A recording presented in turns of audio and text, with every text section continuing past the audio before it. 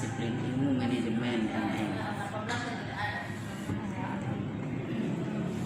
Kira-kira ibu di sekolah pernah menjabat sebagai guru atau Saya berangkat dari perguruan tinggi ya, saya menempuh bidang studi bahasa Inggris. Dan perjalanan karir selama guru, saya dipercayai menjadi leader berat pimpinan sekolah kepala sekolah jadi kepala sekolah? salah satu SMP. Oke. Ya. Berangkat dari kepala sekolah, kira-kira menurut ibu bagaimana aspek-aspek dalam membangun komunikasi yang efektif kepada peserta didik khususnya? Bagaimana kira cara-cara membangun komunikasi yang efektif? Itu ya, namanya guru itu kan memiliki kompetensi. Kan guru itu ada pedagogik, itu yang pertama. Pedagogik. Seorang guru itu harus menguasai visi untuk yang pertama kali itu psikologi perkembangan anak. Jadi kita tahu masa usia anak yang kita didik, ya, dikasih mana dia. Kemudian seorang guru itu pintar memahami ya. Meskipun kelas itu ada 30 siswa yang sekarang harus dipahami satu persatu jiwa anak itu, karena di 30 siswa itu tidak sama perlakuan, gitu kan? Daya cara mereka menerima pelajaran itu kan tidak sama. Jadi kita harus pahami itu. Guru kalau tidak tahu memahami jiwa anak, otomatis tingkat emosional dan mengajar itu ketika berhadapan dengan karakter anak bervariasi. Itu yang nomor satu, guru benteng guru yang nomor satu guru persiapkan itu mentalnya dia harus memahami psikologi dia anak ya di usia remaja. Pastilah ya namanya orang yang berangkat dari perubahan sikap ya, dari anak-anak menuju remaja itu memang luar biasa ya. Jadi kita perlu paham itu. Terus Oke, kemudian apakah komunikasi dalam pembelajaran ini sangat penting? Penting sekali dalam komunikasi dengan anak ya, harus komunikatif maksudnya. Bahasa yang digunakan itu bahasa yang mudah diterima oleh anak didik kita, sehingga bagaimana di dalam penyampaian materi itu kita menggunakan bahasa yang bisa cepat dicerna diterima oleh anak didik kita, kan? Saya saja membawakan mata pelajaran bahasa Inggris, tapi saya bagaimana saya mengajar sampai anak tidak menjadi jenuh ketika menerima pelajaran. Iya, karena namanya bahasa Inggris itu mata pelajaran yang sangat yang bikin muak ya, menjenuhkan, dibenci malah. Dia sama matematik, ya tak? Apalagi dia kalau dijadwalkan di saat sudah melepas yang begini, memang sistem penerimaan anak itu ya memang tidak bisa, tidak mampu lah menerima. Nah, bagaimana cara guru untuk mempengaruhi anak sehingga anak itu bisa optimal menerima pelajaran? Iya, cara kita banyak sentuhan. Kalau dulu kan ada pelajaran bagaimana bisa belajar enjoy, ya. Ada kan dulu ya, belajar membawakan pembelajaran itu bagaimana kita pelajaran itu yang mengenai cara membawa materi kan ada ya. Saya sudah lama meninggalkan guru, jadi otomatis hanya saja setahu saya kan tanpa guru tidak paham ya tentang karakter anak itu, untuk menghidupkan kelas itu, mengelola kelas itu agak sulit. Itu. Bagaimana kira-kira manajemen dari sekolah mengelola orientasi ke peserta didik ketika mengikuti orientasi, mereka mendapatkan kesan yang bermutu dari sekolah tersebut? Mas orientasi, berarti masih pengenalan orientasi di sekolah. Biasa siswa baru ya. Iya, kira-kira begitu. Saya pengalaman. Saya dulu itu, kamu tahu itu SMK Pertanian ini? Iya tahu. Nah, yang pertama bangun sekolah sampai begitu saya. Jadi kamu tepat datang sama ibu. Dari siswa yang 30 orang, siswa tiba-tiba jadi 100 orang. Itu luar biasa ya kalau pikir itu, kan semua orang justru beberapa sekolah yang ada di Makassar itu sering ke ibu. Ibu salah satu sekolah SMK Pertanian yang ada di pusat kota, tapi berhasil ya bisa mengumpul siswa sebaik. Kira-kira ibu teringat seperti apa strategi seperti itu. Yang perlu saya buatkan itu saya memahami dulu masa perkembangan anak-anak itu suka musik. Pertama ya, Suka musik. anak-anak itu kan identik suka ngemusik, suka yang enjoy, yang menyenangkan. Coba bayangkan saya di pertanian, terus saya perkenalkan langsung ada pacul, ada sintannya seperti kubotannya apa ya, alat apa ya, pertanian semua. Coba mana mungkin mereka masuk. Di rumah saja mau menyentuh, Betul. itu kan. Iya. Terus mereka kan orang yang sudah SMK ini sudah gaya yang misalnya mereka. Makanya yang ibu perkenalkan itu justru belum disiplin ilmu menyentuh ke sana. Ibu harus bagaimana mempelajari jiwa anak itu. Ibu korek dulu potensi anak yang dia bawa, potensi yang dia miliki gitu. Ibu mau arahkan nantinya kemana ini ketika ibu mempelajari one by one siswa itu dari potensi yang dia miliki. Skill, apalagi kalau dia sudah bawakan skillnya, sudah skill bawaan ada, langsung tercemin jiwa anak itu kan, kita mau arahkan kemana. Nah, sampai di situ saya kolaborasi semua yang anak yang punya yang berbagai macam heterogen yang bermacam background itu saya kumpulkan di sekolah.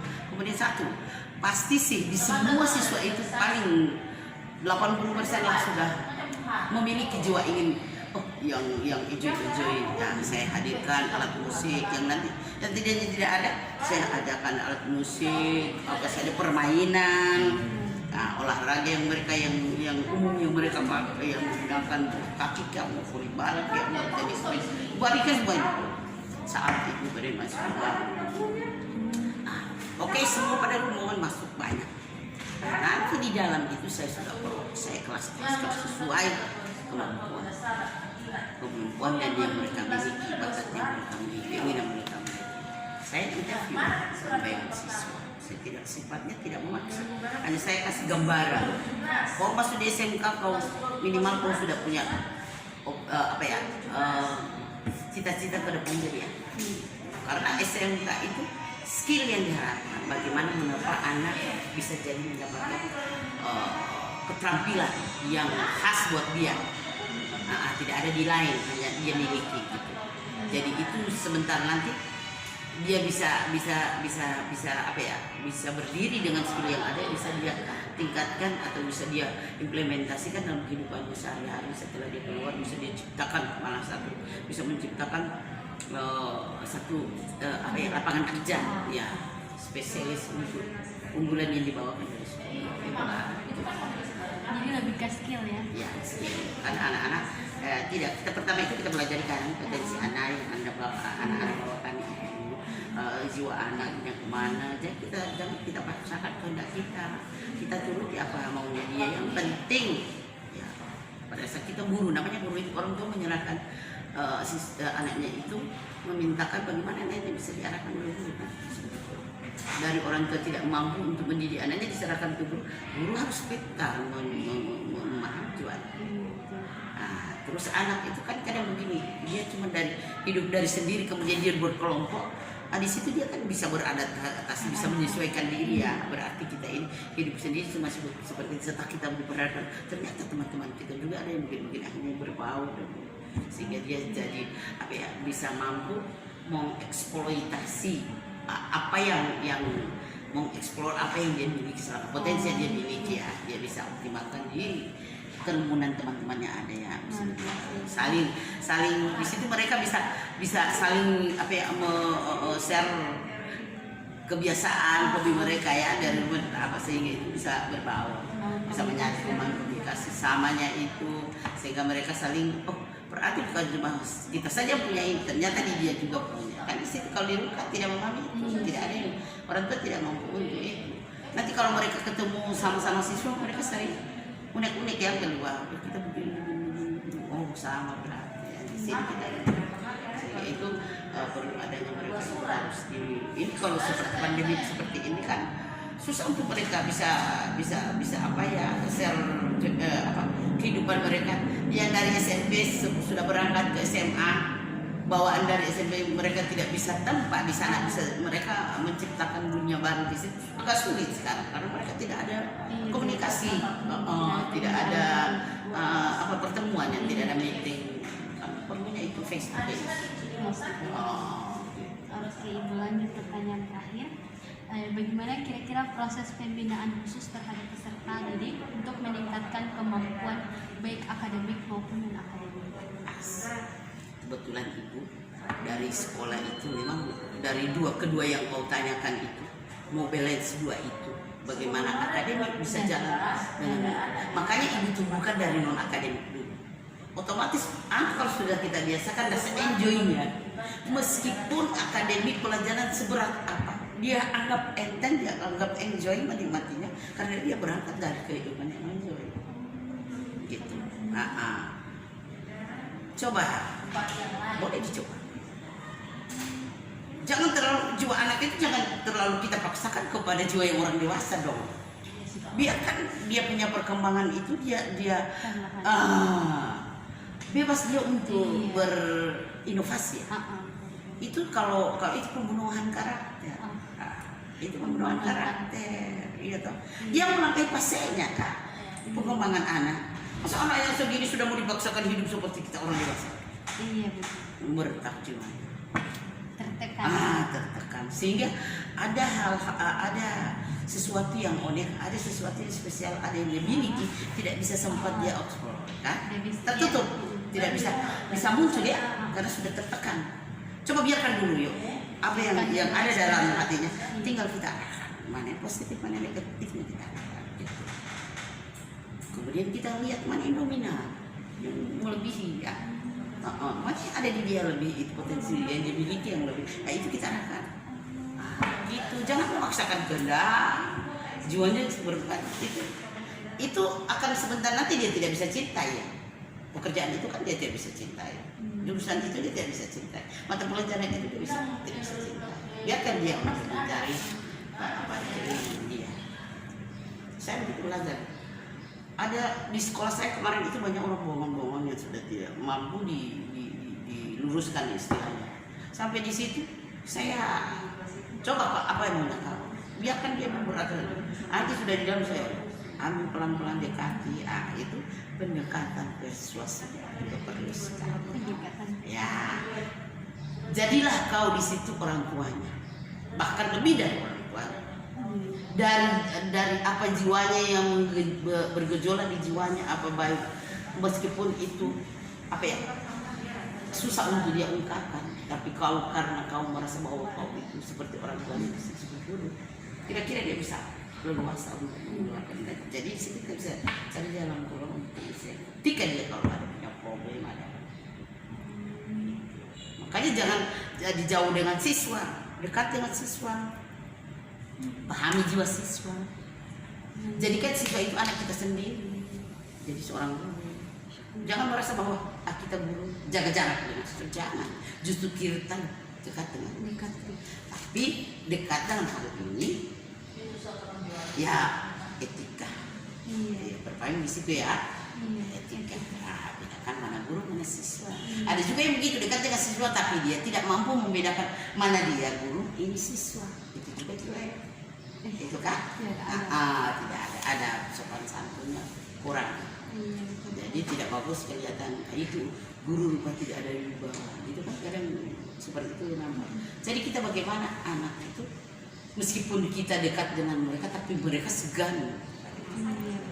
Mereka hargai. Saya perwalian dulu. Saya kalau utah, saya kumpul anak-anak mana yang utah sebulan dengan ini. Kita rayain. Terus begitu juga saya berikan kepercayaan kepada anak. Kalau ketika satu kelas saya bangun itu apa setiap kali kita duduk sama rendah, berdiri kita sama. Terus siapa yang merasa dia merasa sakit, usahakan semua merasa sakit. Yang lain merasa yang di situ senang, usahakan kita semua senang. Gitu. Sehingga itu saya bangun dari kita perayaan ultah bersama, kita ke rumah siapa, kita ada perform fisik itu ada. Ketika ada siswa saya yang saya perwalian saya yang sakit, saya tidak langsung saya tangan teman-teman. Saya ajak mereka untuk harus merasa berpersaudaraan atau terbangun. Jadi kamu hubungi dulu. Nanti kamu tidak mampu untuk menggait dia lagi untuk bangkit pulang ke sekolah baru itu berarti sudah berat problemnya karena kamu sudah tidak bisa ini dia lagi. Jadi itu baru saya dapat. Saya berikan kepercayaan kepada ketua kelas sama grup itu kan ada di kelas itu kan ada struktur organisasi. Nah, itu berperan, saya perankan. Alhamdulillah saya berhasil sampai anak saya terukur dulu itu kepala sekolah sudah beri saya jurusan yang baru waktu masih di SMK 1 jurusan pariwisata, bagaimana itu bisa terukur standar nasional mungkin. Alhamdulillah melampaui justru saya bawa sekolah, saya bawa dari kelas 1 2 itu saya karena itu uji coba ya ukuran unggulannya. Jadi saya bawa dari kelas 1 itu berlalu kelas 2 saya bawa sampai kelas 3 sehingga alhamdulillah luar biasa hasilnya luar biasa. Sampai saya hijrah di situ jadi guru, saya berangkat dari guru kemudian jadi kepala sekolah itu tetap itu ya saya bawa sehingga alhamdulillah sekolah pertanian salah satu sekolah pertanian ada di pusat kota tapi siswanya sudah 100 lebih dalam hitungan cuma 2 tahun. Langsung ya saya juga saya merasa berkurang ketika saya punya kelas sekolah tidak terukur di tingkat nasional, saya tidak terpanggil di lomba tingkat akademik. Baik kan orang pertanian pertama juara satu musik karawitan sudah mewakili tingkat nasional. Masa orang pertanian itu malah di Jakarta itu waktu lomba apa ibu berani ya orang pertanian biasa cuma bawa alat berat bisa action di panggung emangnya orang pertanian cuma biasa di lahan di BC ya kemudian tidak bisa menikmati di pentas ya. Jadi kalau menurut saya harus dunia itu saya harus mainkan mau lembut keras kita di dunia pertanian setelah lembut kita itu namanya seni menuntut kehalusan. Nah anak-anak saya kalau sudah dibangun begini berarti yang lembut beda dengan mereka di lahan. Jadi dua kondisi itu saya harus mainkan di sekolah supaya sehingga itu di ibu itu akademi terukur, lomba ikut akademi terukur, non akademi terukur juga. Karena tiap tahun berbicara di tingkat nasional kita mengukur berimbang lah, tapi yang lebih baik berat tentunya kan untuk bekal ke Iya, terima kasih atas infonya dan saya mohon untuk terima kasih. Ibu. Ya, sama.